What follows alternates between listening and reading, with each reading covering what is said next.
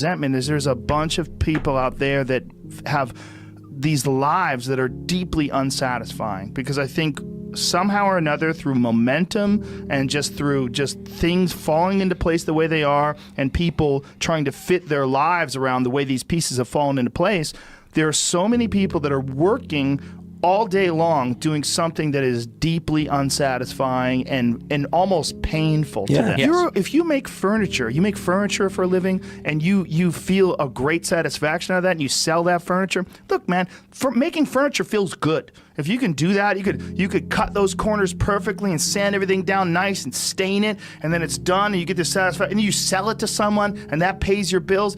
That is infinitely more satisfying than being stuck in some fucking cubicle working for someone that you don't want to work for, having to have these stupid fucking office meetings, talking to people in human resources, sitting down with your supervisor where they evaluate your job performance, and you're not really, you really need to be enthusiastic about this company. This company is your future. This kind of you're like, fuck, kill me now. There's a lot of people out there that would way rather do something else, and I hope they understand that they can. Everybody's got these stupid barriers they put in their own head. You got to resist those goddamn things, because they don't do you any good, and they certainly define the potential for your future in a negative way that's not self-serving, and it's not even real. You put this artificial ceiling on the potential for what you're doing. If you hit a wall, okay, that just means you need to regroup and rethink. It doesn't mean that wall's there, especially when it comes to something like social media or like a podcast, something where you like it less, fix that. Figure out a way to do it. You can do that. And this idea that there's no way to get past the starting block today is just ludicrous. It's crazy. And it's just this poor thinking. And people that are trapped in bad situations, one of the problems is you feel like this is your future. You feel like you're fucked and you can't get out of that. There's no hope. There's no light at the end of the tunnel. There's no rainbow. And if you feel like that, that alone can be incredibly defining and limiting. But if you look at yourself objectively and say, okay, I kind of am fucked here. I'm in credit card debt. I'm working in a shitty job. I don't like what I'm doing, but I have some ideas. I need to feed those fucking ideas. I need to feed them and water them, and I need to set aside a certain amount of time every day to just try to make those things happen. You can do that. Wondering why other people's success, or wondering why other people are successful, is the refuge of losers. Wondering why other people are successful. Like, who gives a fuck? You can say you think it sucks, but to spend time wondering why someone is successful and hating on someone being successful, it doesn't do any good. It's like, what is that old expression that jealousy is, it's a poison that does the opposite of its intended, is that your mind, you have a certain amount of bandwidth. This is why I don't read Instagram comments or Twitter comments or YouTube comments. Like, I don't have any time. If I read them, it's an accident. But to seek them out, like, you have bandwidth. I don't spend time wondering why I hate things or hating on someone or being jealous. You have, let's call it units. You have 100 units of bandwidth in your mind. So that means there's 100 units that you can spend on things you care about, or you could let your mind be occupied by some stupid fucking Twitter feud that you're in with some idiot that you don't even know, and you could spend 30% of your Twitter bandwidth or your mind bandwidth on this, and then you only have 70% for the things you love. And then maybe you're involved in some fucking relationship with someone who's an idiot, and you're arguing back and forth with them. Well, there's another 30% that's gone. Now you have 40% left. You have 40% for the things you love instead of 100%. But if you only concentrate on the things you care about that mean something to you, and I think that there's a lot of people out there that think somehow or another you're going to get to some place where you're living in silk sheets and you're getting your toes done while someone's dropping grapes into your mouth. I don't want that. I've never wanted that. That guy's not going to be happy. He's going to be bored. An hour into the grapes, you're going to get those fucking grapes away from me. Stop painting my toes. What am I doing in this bed? I got to do something. I'm not stimulated. The human organism, the animal that we are, needs constant stimulation because it evolved trying to find food and escape enemies, and find shelter, escape nature, escape the elements, try to survive, And this is the great joy that you have in taking care of your children, that you can protect your children from the elements and the enemies and feed them. And it's also the great sadness that you see in losers. When I see a loser, I see some guy who's 43 years old, lives in his parents' basement, and he fucking hates the world. I'm like, that was a baby.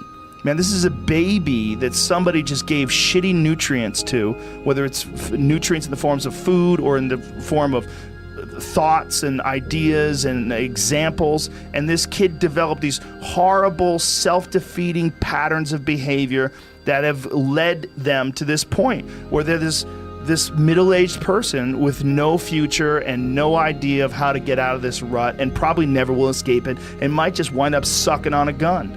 You know, I mean, this is the world that we live in today. And I think part of that world is because we have been fed this line of horseshit that you're supposed to seek comfort. And I don't think you are. I think you're supposed to seek lessons, and you're supposed to seek difficult tasks and accomplishments. And through those things, and through doing things that are hard to do, even if it's just a fucking 90-minute hot yoga class. I do a 90-minute yoga class, man. Those last 20 minutes, I do not want to be there, man. And I definitely don't want to give 100%. And I can cheat. I can kind of half-ass it. I can. But if I don't, and I get through it, when that time is up and the lady says namaste and everybody gets up, I'm like, fuck, man, I made it. You know, I lost 15 pounds. My fucking yoga mat is drenched to the point where I could literally wring it out and fill a jug up with water. But through that struggle, I will now have a better day, and I better fucking do it again tomorrow or do something else. Because if I just think, well, tomorrow I'm just going to coast and eat Twinkies and watch TV. Oh, hello, sadness, my old friend. Hello, depression. Because when you're not doing anything, you feel like shit. And that's just a part of being a human being. And we can pretend that we're something other than what we really are. And we can pretend, nah, me, man, I'm just cool, just chilling, doing nothing. Bullshit. You're a fucking human. You're a human being. You evolved from the fucking hundreds of thousands of years of hunters and gatherers and people that were struggling. Those human reward systems are carved deeply into your DNA. And if you don't respect that, if you don't respect the mechanism of happiness and fulfillment and what you really need to do in order to feel satisfied in life, camaraderie, love, family, friendship, struggle, testing yourself, learning, all those things are imperative. They're all a giant part of being a person. Concentrating on people that suck or being jealous about people that are doing well does me zero good. But instead, if someone does well, I can be inspired and I can get fired up by it. I mean, I figured this out in my early 20s. I was like, okay, this is I have a poor way of looking at it because it's a martial arts thing. Because in martial arts, like, you can't be jealous of someone else's ability. You have to realize you might have to fight them someday. So by realizing that they're really good, you're forced to be objective about it. And you have to go to work. Like, you have to go, fuck, that guy's better than me. I got to get better. And you have to go to work. Right. There's no positive benefit in underestimating someone. Underestimating someone will get you fucking killed. Like, literally. You're gonna get. But this is something I've cultivated for a long time and avoided things that make me unhappy and figured out what those things are and been very rigid about eliminating them from my life. And one of the big ones is eliminating interactions with people that are negative. That is gigantic. And because I've realized that I'm not really as independent as I used to like to think I was. I used to like to think that my thought process was independent and that I don't give a fuck what anybody thinks. That's nonsense. People say that because they absolutely care what people think and it bothers them. So they say, I don't give a fuck. But that I don't give a fuck stuff is almost entirely nonsense. You do care. And you care in both ways. You care if people are critical of you, care if people are positive of you, but you also care if people are living positive lives and they're motivating you. That's a big one. People are fuel, and other people, it's one of the reasons why I like talking to people, one of the reasons why I like to do podcasts, because I get a lot out of, like just talking to you about your time in the monastery or your push to get to that 100 miles. Like, you get energy out of people like that, and you think about this energy and you think about this inspiration when you're doing other things. And it also sets in your mind that when you meet these exceptional people that move you, like, what are the characters, what are the qualities that they have, what are the characteristics that they possess? and those things become significant and important to you.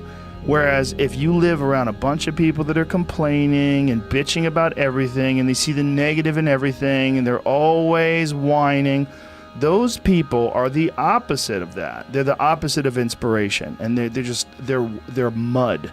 You're just like, what? It's like you're up to your ankles in mud. You try to trudge through life. It's difficult. You're not light.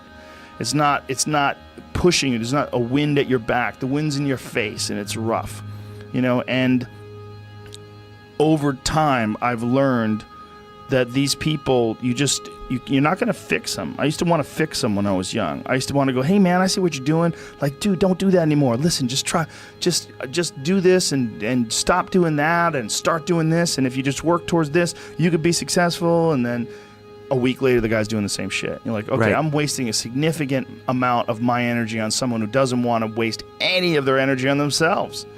And so managing the community and the tribe that you're in, making sure that you're a good member of that tribe, that you're doing your part, and there's a lot of cynicism in these days about inspiration and about motivation, because there's a lot of fake shit. You can go on Instagram and you see a million of these inspirational quote pages, and they're run by people that are probably depressed. You see a lot of people that are, talking about how to get ahead in life, but they're not really doing anything themselves. So there's a lot of cynicism involved in that.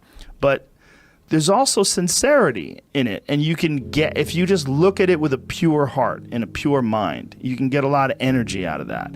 And when you're around happy, inspirational people that are successful, it makes you feel better and you get inspired. And if you act on that inspiration, your life will be more fulfilled. And it's not just inspirational in terms of financial success, but in terms of doing difficult things, whether it's running 100 miles, it doesn't pay you a goddamn thing other than the wealth of the knowledge that you can push yourself to such an extreme. Or anything else, whether it's someone who becomes really good at playing chess, or someone who's really good at martial arts, or whatever it is. There's a great feeling in these overcoming these difficult things, because life is never this just constant state of, I'm at a 9 all day, and when I'm with my wife, I hit 10. Yay! And I stay like that. That's not real. What's real is, like, you saying that you went to this monastery and felt all this angst about meditating and being alone and not having your phone and not having the input, but then when it comes out of it, then you have this reward. So you push through this, and you had these uncomfortable feelings, and you came out of those uncomfortable feelings with this newfound appreciation for time and this respect for your own existence in your own space, and carving out 3 hours for yourself a day. That's where it all comes from. It all comes from life lessons, and the lessons are learned through struggle.